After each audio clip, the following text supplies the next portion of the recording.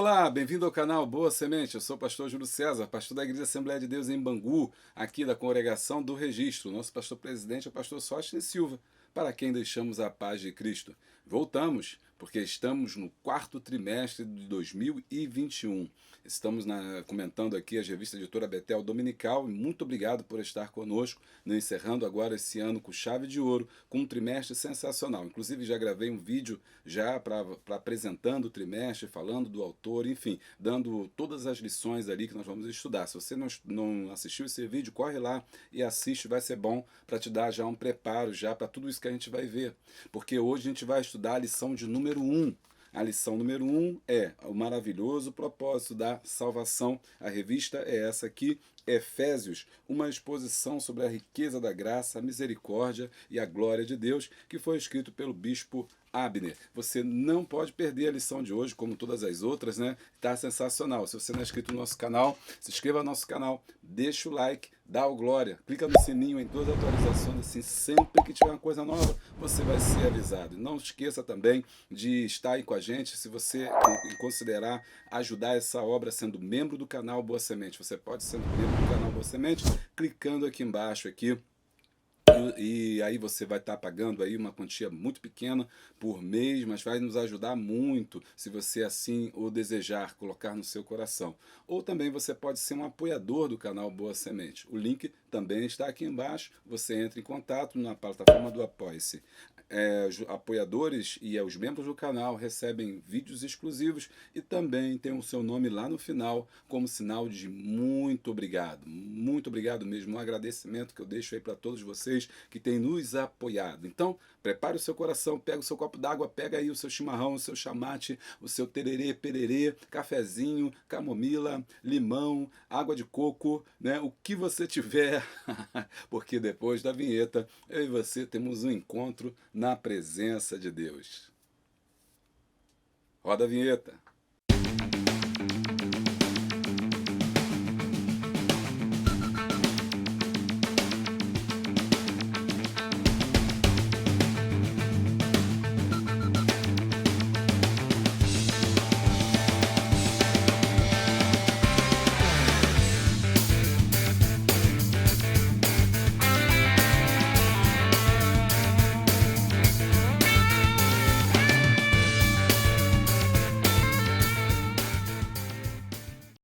E aí, gostou da nossa vinheta? É, vinheta nova, né? Preparamos aí tudo aí para esse quarto trimestre, mudar um pouquinho. Mudar sempre é bom, né? Trazer alguma coisa diferente, uma novidade para não ficar cansativo.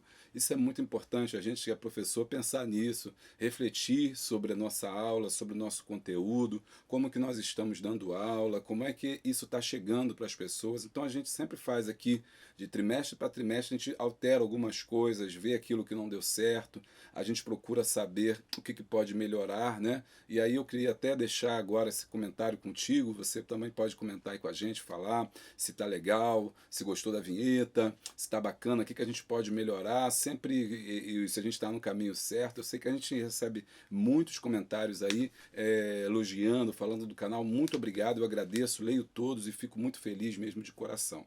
Então, se você quiser comentar, deixar o seu comentário, vai ser muito bom, eu leio e vai ser interessante eu poder estar comentando aí com vocês, falando com vocês sobre tudo que a gente está produzindo. Diz aí o que você acha, o que você gostou, né?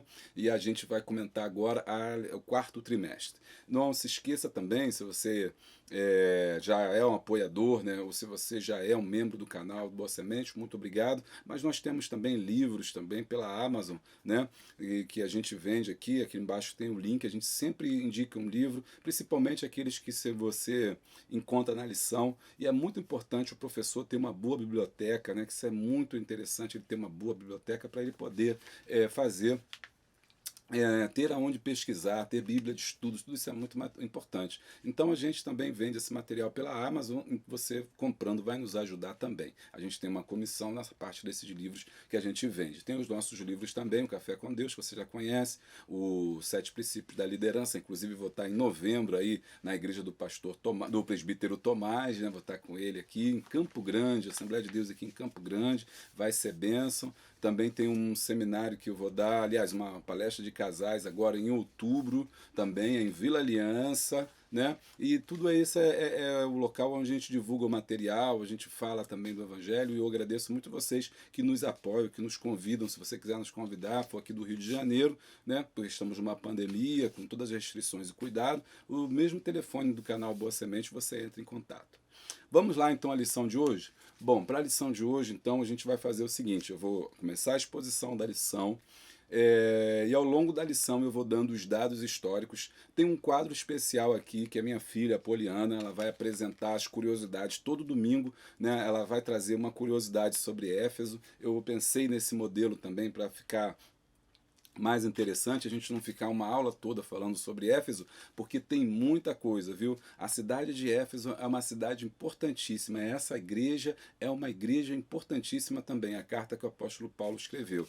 Então, para não ficar umas 2, 3 aulas só falando de Éfeso, eu diluí o conteúdo. Então, tem um quadro da Poliana de curiosidades, né? Ela vai estar falando aqui com a gente sobre Éfeso, hoje também, né? No meio da nossa lição.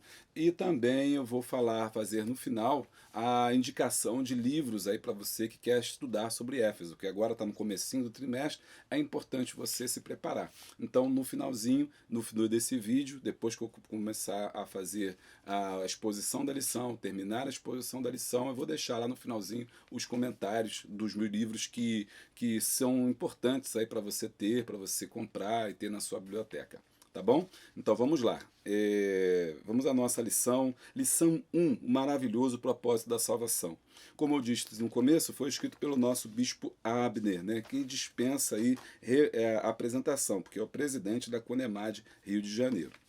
Aí ele pega então o texto inicial aos Efésios, capítulo de número 1.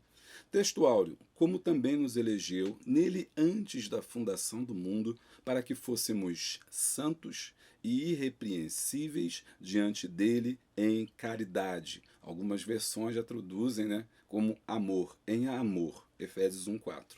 Verdade aplicada: Deus nos deixou essa epístola para revelar a grandeza de seu plano de salvação, um projeto elaborado antes de tudo existir. O objetivo da lição são 3: ensinar acerca do conteúdo da Epístola aos Efésios, mostrar os benefícios da graça em Jesus Cristo e explicar como nos tornamos filho de Deus pela adoção. Bom, texto de referência está em Efésios, capítulo de número 1, do versículo 1 ao versículo 6. Inclusive, o método dessa revista, desse trimestre, vai ser pegar capítulo por capítulo e versículo por versículo. Né? Parece que o autor ele gosta mais de vir esmiuçando versículo por versículo de cada capítulo. Então, Efésios capítulo 1, versículo 1. Paulo, apóstolo de Jesus Cristo, pela vontade de Deus, aos santos que estão em Éfeso e fiéis em Cristo Jesus. A vós, graça e paz da parte de Deus, do vosso Pai e do Senhor Jesus Cristo. Bendito Deus, o Pai de nosso Senhor Jesus Cristo, o qual nos abençoou com todas as bênçãos espirituais nos lugares celestiais em Cristo, e nos predestinou para filhos de adoção por Jesus Cristo, para si mesmos, segundo o beneplácito da sua vontade, para louvor da glória da sua graça, pela qual nos fez agradáveis a si no amado. Muito bem. Paulo, apóstolo de Jesus Cristo pela vontade de Deus.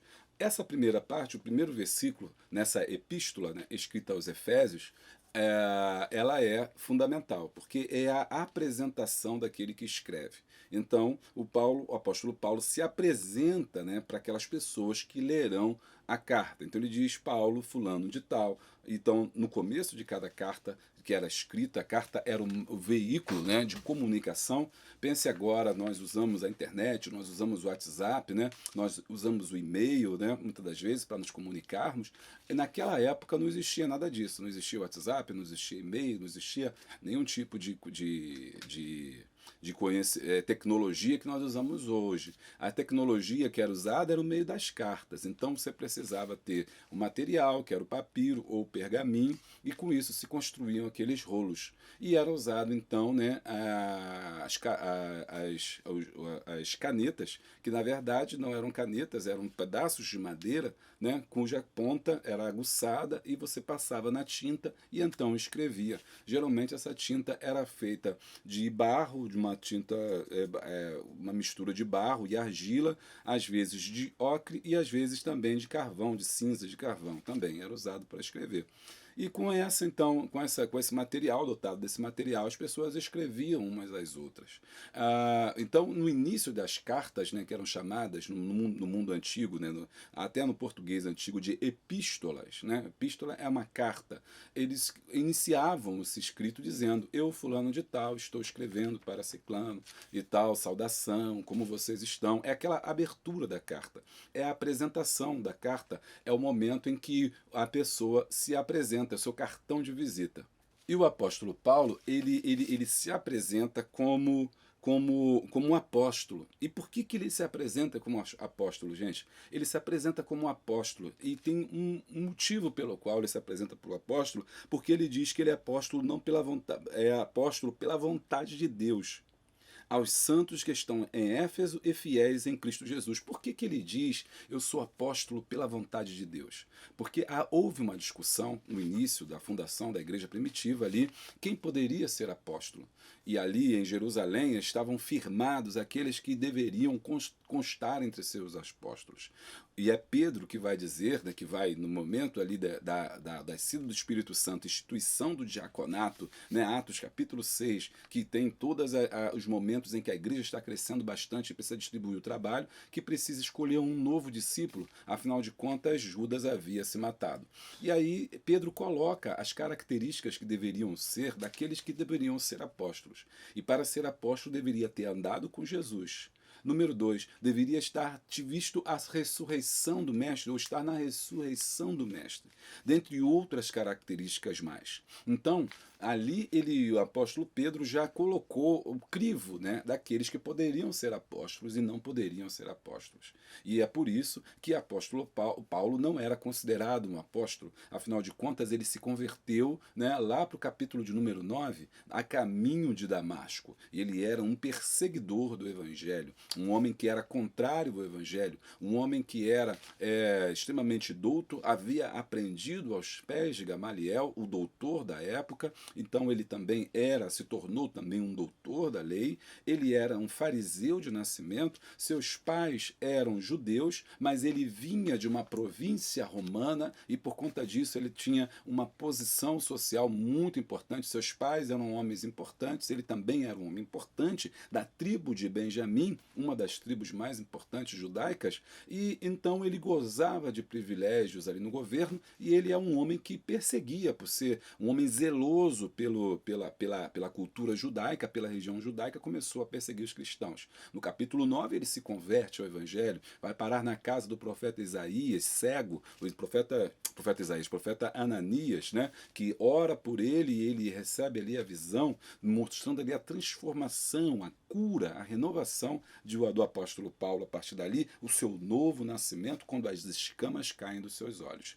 Pois bem, o problema é que esse homem, agora que se converteu, ele não viu Jesus quando Jesus estava vivo e ele não participou da ressurreição. Portanto, os apóstolos achavam que ele não poderia ser um apóstolo, afinal de contas ele não tinha as prerrogativas necessárias. Lançaram sorte e caiu justamente em Matias. Matias é o 12º eleito ali apóstolo.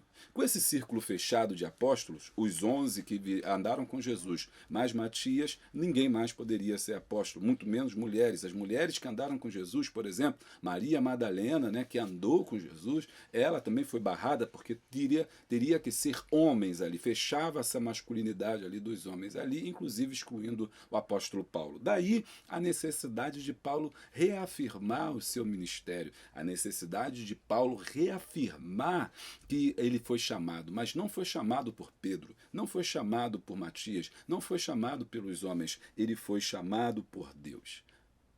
Por isso que ele diz: eu, Paulo, apóstolo de Jesus Cristo, pela vontade de Deus, aos santos que estão em Éfeso e fiéis em Cristo Jesus. Aí Se você quiser saber mais sobre isso, você precisa ler Gálatas, porque em Gálatas ele explica desde a sua conversão, o seu nascimento, e a sua perseguição, e como que ele encontrou a Jesus no caminho. Né? Então, o que o apóstolo Paulo vai dizer é que ele também, embora não tenha visto Jesus quando estava vivo na terra, Jesus apareceu para ele no caminho de Damasco. Portanto, ele também dizia: eu também vi, não só vocês viram, mas o mesmo Senhor Jesus apareceu para mim e ressurreto.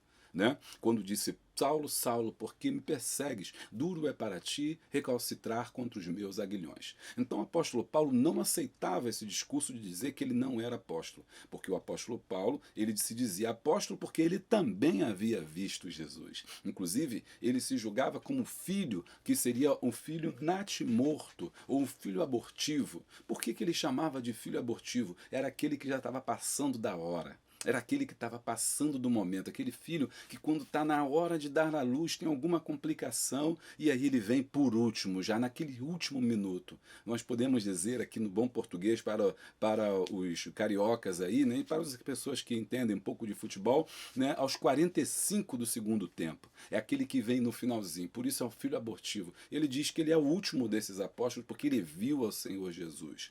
E aí como se fecha esse círculo, né, entre Jerusalém, na igreja que está em Jerusalém, esses primeiros apóstolos, o apóstolo Paulo se intitula o seu chamado para aquele que veio para os gentios. Então, enquanto a igreja de Jerusalém estava pregando aos judeus, pregando ali na comunidade, o apóstolo Paulo se coloca como apóstolo dos gentios. Ele vai em busca dos gentios, daqueles que não são cristãos ainda. E ele começa, então, as suas viagens missionárias. E ao começar as suas viagens missionárias, ele vai para a cidade de Éfeso. Na cidade de Éfeso, ele encontra alguns irmãos ali que recebiam, alguns judeus que haviam recebido o batismo de João. E o que ele faz? Ele pega esses irmãos que haviam recebido o batismo de João, impõe a mão sobre eles e ali eles recebem o batismo com o Espírito Santo. Aleluia! Ali estava sendo fundada a igreja em Éfeso. Junto a esse trabalho, você vai ter também a Priscila e Áquila, pessoas importantes ali na cidade que vão dar a ele o subsídio, vão dar a ele a base para fundar essa primeira comunidade na cidade de Éfeso. Tá gostando? Deixa o like aí e dá o glória. Na passagem por Éfeso teve uma série de problemas porque o apóstolo Paulo pregou contra uma das características principais da cidade. A cidade era uma cidade rica, era uma cidade próspera, mas se baseava na cultura e na venda de imagens. E o apóstolo Paulo pregou justamente contra a idolatria, o que lhe trouxe sérios problemas na cidade de Éfeso, a ponto dele ter que sair e abandonar essa cidade. Mais tarde, ele visitou a cidade na sua segunda viagem missionária, quando então escreveu aos Coríntios. Na sua terceira viagem missionária, Paulo revisitou a sua igreja lá em Éfeso. E foi então que a igreja mais cresceu e começou a se espalhar por toda a Ásia Menor o Evangelho. É possível que tenha sido nesse momento, então, que ele escreve a carta, a epístola aos Efésios, que foi levada pelo Tíquico, né, que vai endereçar essa carta ali. Então, tudo isso é a minha introdução, mas ela é importante para você entender quem é o autor, né, e o objetivo dessa carta. E aqui, um outro detalhe aqui importante é que essa carta não foi apenas escrita para Éfeso, para a cidade de Éfeso, mas parece que Tíquico tinha a missão de levar essa carta às outras igrejas. Por isso ele diz que estão em Éfeso e fiéis em Cristo Jesus. É possível que ele tenha passado por lá, lido a carta, deixado uma cópia talvez e passado em outras igrejas para trazer a palavra que Paulo estava trazendo. Muito bem, muito bem. Aqui então eu fiz o raio-x do texto, né, que é muito importante, mas eu não vou falar mais sobre os outros versículos, porque os outros versículos estão dentro das lições. Então eu vou comentando versículo por versículo, na verdade, dentro de cada tópico, porque como eu falei para vocês, é esse o método aí que o autor usa, que o bispo Abner usa, ele vai falando versículo por versículo. Então eu não vou ficar mais, eu só queria dar esse versículo 1:1 que eu falei, da apresentação do apóstolo Paulo, né? Quem era o apóstolo Paulo e por que o apóstolo Paulo está escrevendo a essa igreja. Alguns dizem que Timóteo ficou também responsável por essa igreja em Éfeso. Ele foi também pastor em Éfeso. Isso está em 1 Timóteo capítulo 1, versículo 3. E essa igreja também parece que foi tocada de alguma forma por João. Mas o caso é que ela aparece, a cidade de Éfeso, ela aparece também em Apocalipse, lá nas 7 cartas da Ásia. Essas 7 cartas da Ásia, uma delas era a cidade de Éfeso. E ali, João, né, revelado pelo Espírito Santo, fala àquelas pessoas que estavam ali, escreve ao anjo que está na igreja em Éfeso. Essa é a última aparição dela na Bíblia, lá no livro de Apocalipse. Vamos lá então para a nossa lição, vamos continuando então, vamos entrar agora. 1. Conhecendo a Epístola aos Efésios. A Epístola aos Efésios relata a fantástica história da salvação humana. Inspirado pelo Espírito Santo, Paulo revela a nova dimensão alcançada através dela. E aí a gente agora sai um pouco dessa área histórica, mas todo dia eu vou falar mais de história. Acompanha aqui comigo, você vai gostar bastante que eu vou falar de história, a Poliana vai falar de história, a gente vai dar esse contexto. Mas a modo que a revista está preparado é muito voltada para a questão teológica e prática. Então a gente vai falar mais de questões fundamentais sobre a teologia. Vamos falar sobre redenção, né? O que é redenção? O que é a redenção? O que é a adoção? O que é a salvação? São temas importantes da doutrina cristã, né, que a gente vai abordar ao longo da revista. Então, por isso que a gente vai seguir aqui em frente e vamos comentando conforme os assuntos vão surgindo. Está tudo já marcadinho aqui já para a gente começar a comentar com vocês. A Epístola aos Efésios. A epístola é uma contemplação do plano de Deus realizado em Jesus Cristo e na Igreja, com a consequente exortação de colocá-lo em prática em todos os atos da vida. Paulo destaca a função cósmica de Cristo, seu domínio sobre os poderes angélicos e sua soberania sobre todo o universo. Nesse texto, ele vai mostrar para as pessoas que estão ali que o tema fundamental é a salvação, como essa igreja é salva, né? E como que Cristo redimiu a igreja. Como ele diz aqui em Efésios 1, 20 e 21, que diz: o qual exerceu ele em Cristo, ressuscitando-o dentre os mortos e fazendo-o assentar à direita nos lugares celestiais, acima de todo principado e potestade e poder e domínio e de todo nome que se possa referir, não só no presente século, mas também no vindouro. O apóstolo Paulo apresenta então para nós a questão da salvação e Cristo como o Redentor, aquele que salva, e salva através da união de um grupo formado por judeus e por gentios, né? Só aqui recapitulando, existem 3 tipos de povos que Deus conhece: a igreja, judeus e gentios. Judeus são aqueles que professam o judaísmo. Gentio é aquele que não professa o judaísmo e também não é cristão, é o judeu, que a gente falava antigamente pessoas do mundo. E igreja é aqueles que saíram do judaísmo e que saíram do mundo para formar um novo povo, um povo santo, zeloso e de boas obras. Então, o apóstolo Paulo mostra para a gente aos Efésios como é que Cristo restaura todas as coisas, como é que ele salva, traz a salvação, né, para a igreja. E aí ele mostra a igreja como obra da salvação, né, que como eu falei para vocês, tem a união aí de judeus e pessoas que saem do judaísmo, que deixam o judaísmo, e as pessoas que deixam o mundo, que saem do mundo e se convertem ao evangelho. Nós vamos ver também que existem alguns problemas desses judeus que se convertem, mas não se convertem de coração e que querem trazer as práticas judaicas para dentro da igreja. E daí ele tem que escrever aos Gálatas falando sobre as leis, porque esses judeus aí achavam que as leis salvavam. E também alguns gentios que se convertiam, mas não se convertiam totalmente e traziam práticas pagãs para dentro da igreja. Aí é o caso de Coríntios também, quando ele escreve aos Coríntios falando aos romanos, excluindo e contando e explicando sobre a Santa Ceia e sobre o mistério do corpo de Cristo. Bom, então é esse o nosso tema geral, é o tema geral da carta aos Efésios que nós vamos trabalhar, é o tema da salvação. 1.2, a apresentação do mistério de Cristo e da igreja. A carta começa com um hino solene. Esse é o segundo hino que a Bíblia tem, é um hino do apóstolo Paulo, que reflete a característica do estilo litúrgico. O seu tema é mistério de Cristo. Está em Efésios 3, 3 ao 4. Isto é, o desígnio divino da salvação escondido em Deus desde a eternidade, anunciado pelos profetas e plenamente realizado em Cristo. Que mistério é esse? O mistério é que ele nos escolheu e nos predestinou para sermos filhos seus adotivos.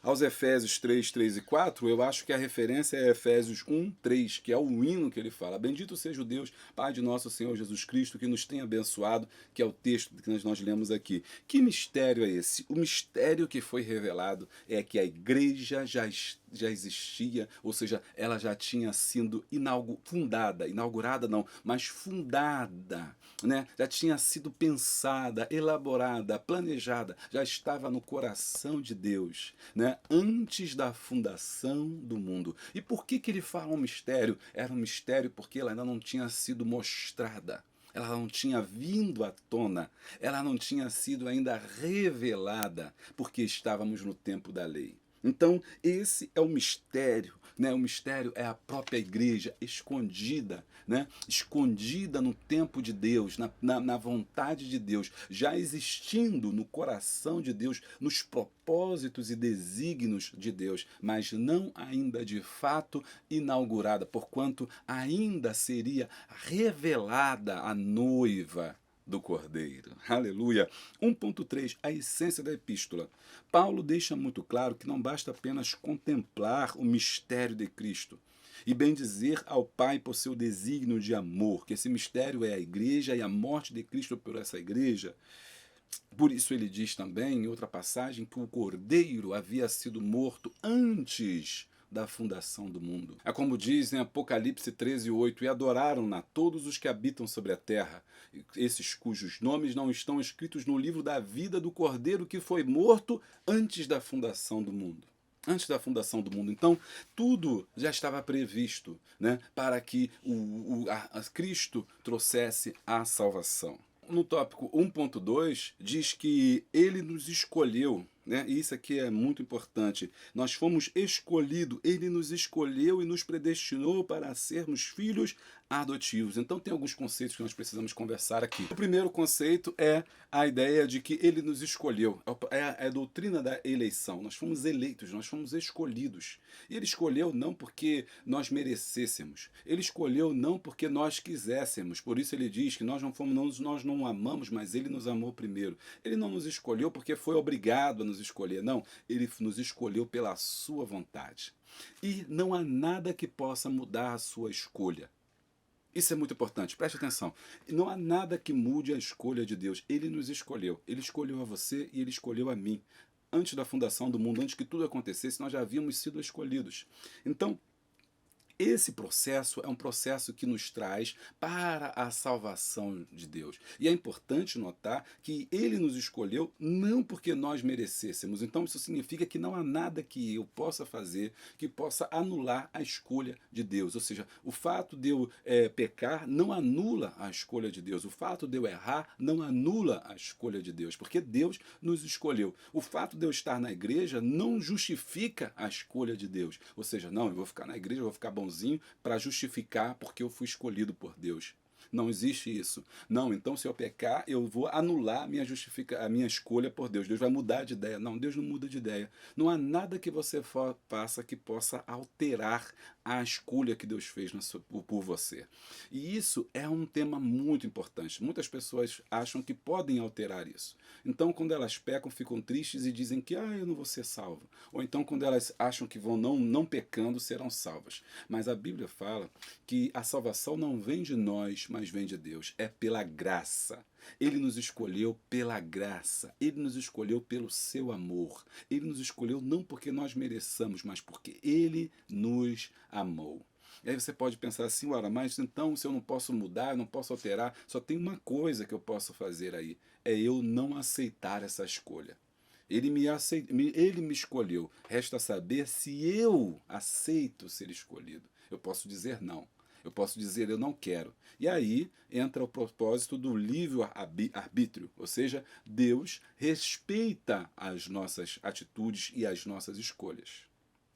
Amém? Tá, comenta aí, qualquer coisa vai comentando. Vem comigo e vamos comentando. E ao nos elegermos, e uma vez que nós aceitamos esse amor, nós somos então adotados. E aí entra esse processo, né, da adoção, porque ele nos escolheu, nos predestinou para sermos seus filhos adotivos. E por que filhos adotivos, né? Por quê? Filhos adotivos é o tema, o conceito que o apóstolo Paulo usa. Lembra que eu falei para vocês, o apóstolo Paulo, um homem douto, um homem conhecedor, um homem sábio, e ele vai buscar esse termo do direito, né, do jurídico romano, onde existia a figura da adoção, do filho adotivo.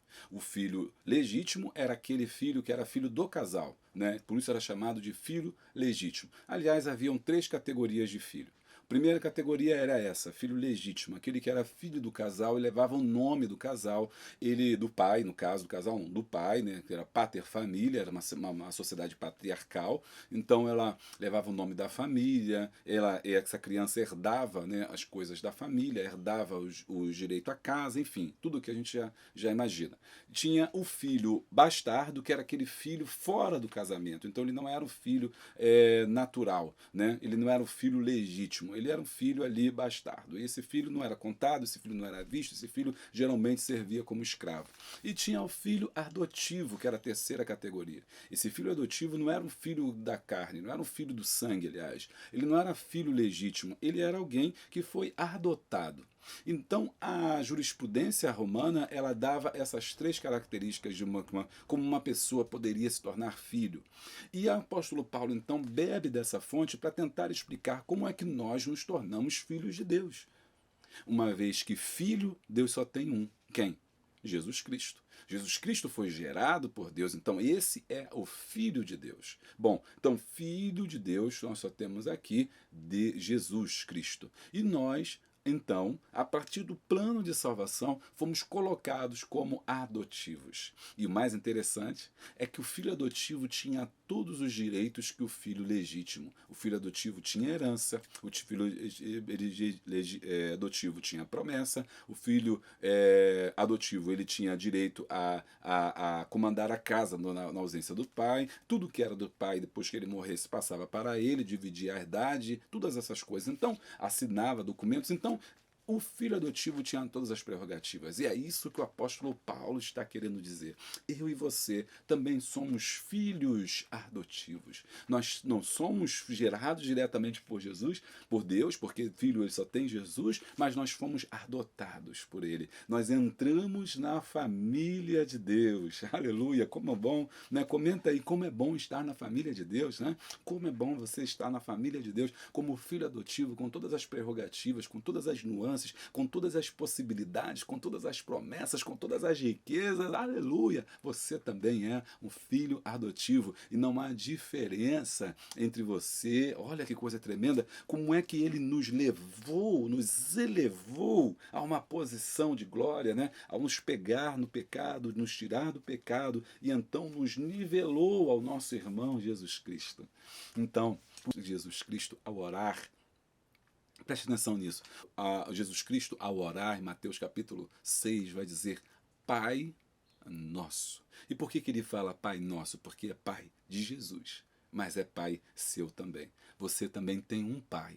Agora você tem um pai, ao aceitar Jesus, você tem um pai bom, um pai que cuida de você, um pai que te ama, um pai que te abençoa com todas as bênçãos celestiais em Cristo Jesus. Eita, tá gostando? Deixa o like, dá o glória. Tem muita coisa boa, hein? Tem muita coisa boa. Então, isso é tremendo pra gente entender.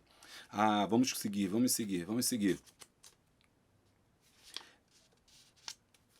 1.3, a essência da epístola. Paulo deixa claro que não basta apenas contemplar o mistério de Cristo, mas que todas essas coisas foram reunidas em Jesus. Como os cristãos podem viver desunidos? Ele pergunta. Na igreja existe uma diversidade de dons e funções, mas essa diversidade necessária, longe de ser um obstáculo à sua unidade, deve contribuir para enriquecê-la e torná-la mais manifesta. Em Cristo, né, Efésios diz que em Cristo tudo foi reunido. Né? Cristo reuniu todas as coisas nele. As coisas estão reunidas nele. Ele trouxe para ele todas as coisas. E aqui ele pergunta sobre essa unidade, porque o apóstolo Paulo fala muito sobre a unidade. Como eu disse lá na apresentação, capítulo 4 fala sobre a unidade. E a unidade é isso, unir todas as coisas em Cristo Jesus. Nós, igrejas, não podemos estar divididos. Nós, igrejas, não podemos estar separados. Né? Nós temos que estar em unidade. Em unidade. E aí, por isso, Efésios 1:3, bendito o Deus o Pai do nosso Senhor Jesus Cristo, o qual nos abençoou com todas as bênçãos espirituais nos lugares celestiais em Cristo Jesus. A unidade deve ser o fruto, a igreja tem que estar unida, somente unida ela pode vencer. 2. Os privilégios concedidos por Jesus Cristo. Então, uma vez que fomos salvos, uma vez que fomos então adotados, estamos agora na posição de filhos, nós temos privilégios. Quais privilégios? Primeiro privilégio, graça e paz. É a saudação que ele dá ali. Graça e paz era uma saudação muito comum na igreja primitiva. Você vê em Efésios 1:2, Filipenses 1:2, 2 Pedro 1:2. Lembra? Sempre na entrada, na abertura da carta. A tradição judaica usava somente a palavra hebraica shalom, que significa paz, prosperidade, felicidade. O apóstolo Paulo, agora no Novo Testamento, ele traz não só a palavra shalom, que significa paz, paz, né? Prosperidade, riqueza, felicidade, saúde. A palavra shalom tem vários significados no judaico, né? na língua judaica.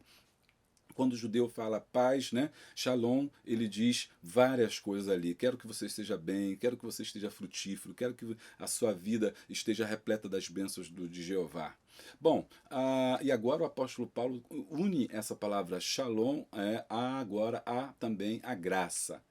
Né? E aí no grego seria essa palavra paz, seria eirene, que é a ideia de tranquilidade profunda e uma tranquilidade interior, eirene, com a palavra caris, que significa graça, que significa favor imerecido. Caris significa dom, presente, algo que você recebe. Então, o autor destaca para a gente que o primeiro privilégio que você tem é ter graça e paz.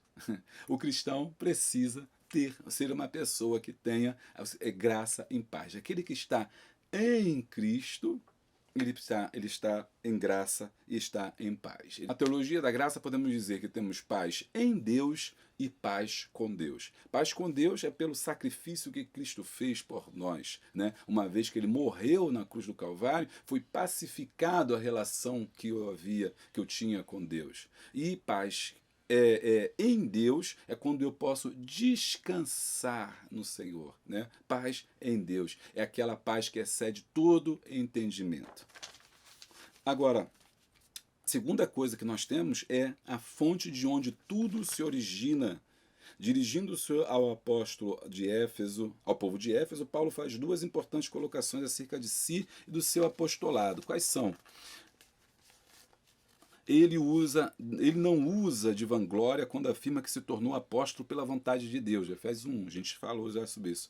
Paulo viveu o assombro e uma grande admiração por Deus ter escolhido a ele, um homem como ele, e de repente ele foi escolhido, né, por Deus, foi escolhido por Deus. Então, a fonte de onde tudo se origina é entender que essa graça não vem de nós, essa graça vem de Deus. 2.3. Abençoados com todas as bênçãos espirituais.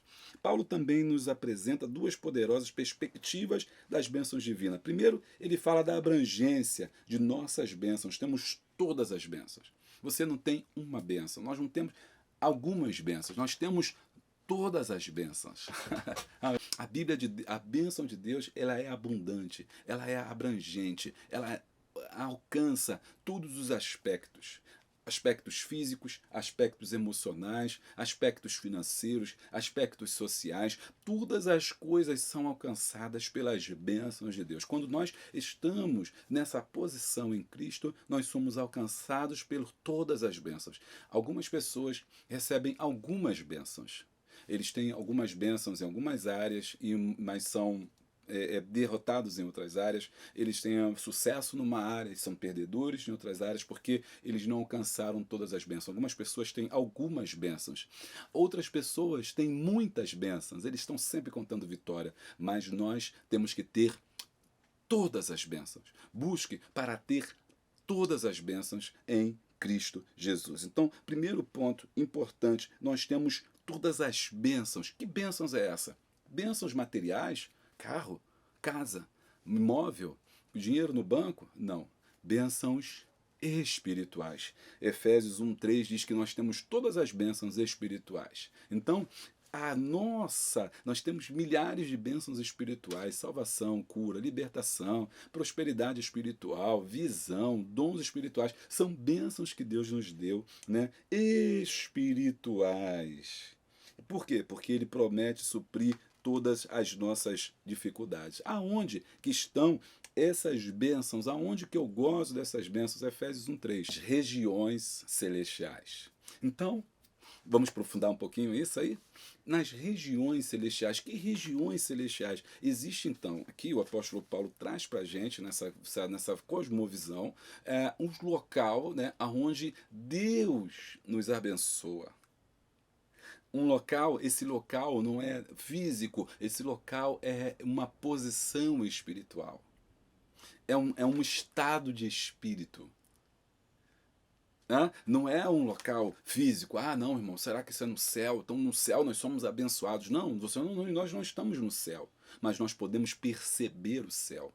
Nós não estamos no céu, mas nós podemos desfrutar do que vamos ter ainda no céu. Ou seja, não é um local, mas é um estado de espírito.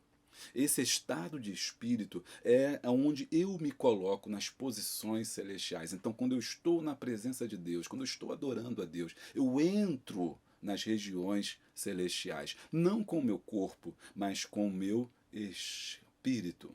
O meu espírito goza dessas bênçãos espirituais. Então, essas bênçãos espirituais estão nesses lugares celestiais, ou seja, são lugares aonde nós podemos acessar através do Espírito Santo.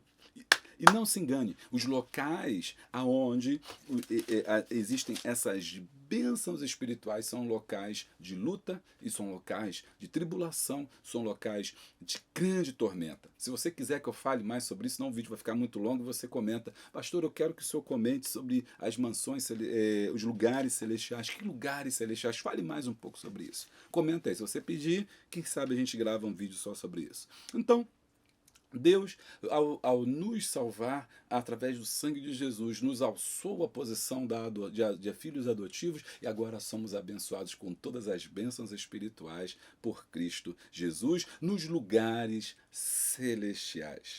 Maravilha! Então, essa é 1.3, já falei sobre a essência. Aqui o 2 também já foi. A fonte se origina, abençoado com todas as bênçãos espirituais. Agora vamos conhecer um pouquinho, vamos ver aí a Poliana com o quadro Curiosidades sobre Éfeso. Olá pessoal, eu sou a Poliana e hoje eu vim trazer para vocês algumas curiosidades do livro de Efésios. Bom, as cartas aos Efésios, elas são conhecidas como as cartas às prisões, juntamente com Colossenses e Filemão. Bom, ela foi escrita por Paulo e entregue por Tíquico. Esse livro é o 49º livro da Bíblia, possui 6 capítulos e 155 versículos. E aí, pessoal, gostaram da curiosidade dessa semana? Você não pode perder a da semana que vem. Um beijo! Muito bem, gostaram aí desse quadro? Deixa aí seu comentário aí, quer que ela fale mais, que ela grave mais, né? Que ela traga alguma curiosidade mais, deixa aí seu comentário. 3.1 é eleitos em Cristo. Agora, ele vai trabalhar com outro tema importante, que é o tema da eleição. A doutrina da eleição nos causa maravilha, o fato de que Deus nos escolheu, mesmo antes de criar o universo. Ok? Mesmo antes de todas as coisas serem criadas, nós já existíamos no propósito de Deus divino. Nos revela sua paciência, presciência e seu propósito. Ou seja, presciência porque ele já sabia o que ia acontecer. Afinal, ninguém pega Deus de surpresa, ninguém surpreende Deus, nem a queda do homem surpreendeu a Deus, porque tudo já estava planejado. Então, lá no começo, ele já sabia que tudo ia acontecer, isso já acontecia no seu coração, e ele já tinha sua presciência, já sabia antes, e tinha um propósito. E é isso que ele vai falar. Existe um propósito para a salvação. Por que eu sou salvo? Eu não sei. Por que você é salvo? Para ir à igreja? Não. Por que você é salvo? Porque Não, você foi salvo, nós somos salvos, fomos eleitos, escolhidos por Deus, porque existe um propósito para a nossa eleição. Ok? Muito bom. Aí 3.2, uma poderosa redenção. A redenção da humanidade está intimamente ligada à ideia do sacrifício com o derramamento de sangue. A morte de Cristo e o derramamento de seu sangue precioso resultaram na remissão dos pecados de toda a humanidade. A graça que foi derramada sobre nós é tão poderosa que, além de quitar completamente nossa dívida diante de Deus, ainda nos abriu a porta de acesso para que pudéssemos conhecer as riquezas da sua graça. Acerca da graça, Paulo faz a seguinte afirmação: nos fez agradáveis para si. Aí tem outras referências, Romanos 3:23, 24, Romanos 5:1, Efésios 1:6-7. Uma poderosa redenção. A palavra redenção está ligada a sacrifício. Cristo nos redimiu. E redimir é arrancar, nos retirar, pagar o preço através do sangue dele que foi derramado. A oferta e o ofertante se transformaram em um só, em Cristo, e sendo ele o ofertante, a oferta e o sacrifício, derramou o seu próprio sangue para nos remir. Então nós somos redimidos, aleluia, louvado seja o nome do Senhor. Fomos arrancados do reino das trevas, retirados desse reino com poder e levado agora para essas regiões celestiais em Cristo. Lute para estar nos lugares celestiais em Cristo, onde a luta não chega, a dor não chega, a falta de segurança não chega, a falta de fé não chega. Isso não quer dizer que você não tenha problema, não tenha dificuldade, não tenha luta, não tenha tribulação. Não quer dizer nada disso, é que você está em Cristo. Aquele que habita no esconderijo do Altíssimo, a sombra do Onipotente descansará. Está em Cristo, nas posições celestiais. Outra bênção que nós temos, 3.3, filhos adotivos. E aí eu já expliquei lá na frente o que são os filhos adotivos, fica muito mais fácil agora para você. Paulo nos diz que Deus nos predestinou para sermos adotados como seus filhos. E predestinou não é sempre no plural. Uma dúvida que as pessoas têm falando, mas a Bíblia em Efésios fala, né? O apóstolo Paulo fala que Deus nos predestinou. Então algumas pessoas entendem errado essa ideia da predestinação, que no Brasil ficou conhecida com um slogan, uma vez salvo, salvo para sempre, que segundo alguns teria sido criado aí por Calvino. Que na verdade, quando nós vamos estudar teologia, a história da teologia, nós vemos que Calvino não era isso que Calvino estava dizendo. O que Calvino disse é que aqueles que são salvos, eles têm uma marca, eles têm um quesito, eles têm um porquê. Essa marca é o trabalho. Eu até escrevi um artigo sobre isso. Essa marca é o trabalho, para você saber quem são salvos, né? Mas no Brasil ficou, né, nos países latinos, ficou essa ideia de salvo, uma vez salvo, salvo para sempre, porque fomos predestinados, ou seja, Deus já tinha nos separado para sermos salvos. E aí tem um grande erro. Qual é o erro? Deus não nos separou individualmente. Deus não me predestinou. Deus não predestinou você. Deus predestinou a nós. Entendeu a diferença?